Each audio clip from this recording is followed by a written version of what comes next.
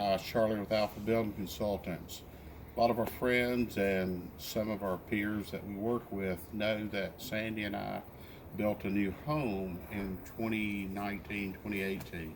This is the winter of 2019 right now, and we're about to start putting our windows in.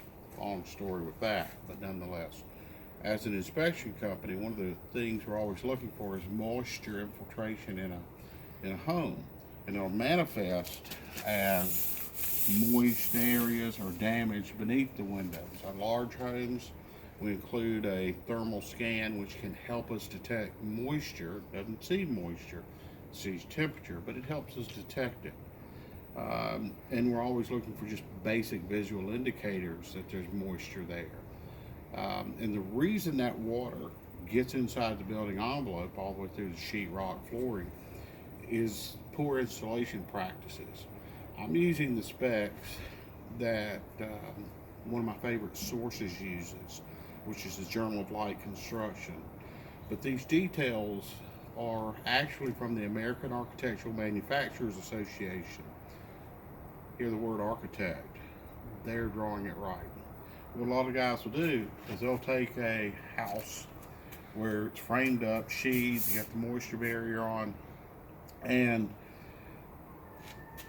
this is basically what you'll see. Well, if you notice, I've cut it square here and wrapped it here.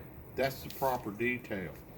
A lot of the framers just cut it out square. In other parts of the house, that's actually what my framers did. I remediated it so that I can do a proper installation. Now, having said that, once they've got the opening, a lot of guys will just put the window in and go, call it done, nail it off. Some will put caulk or a sealant behind the mounting flange, or others will apply a self-adhesive flashing, a little stutter there. But that self-adhesive flashing is the only thing they have. But there's a number of steps and details. So what I'm going to do, I'm going to be using these corner guards.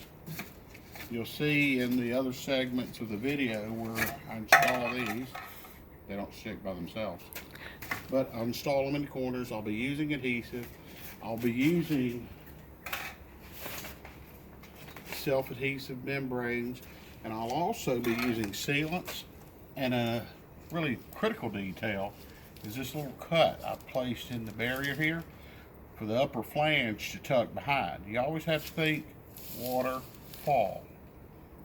And I want to layer it, just like you do layers of shingles. But this is Charlie with Alpha Building Consultants, and you can watch the other segments.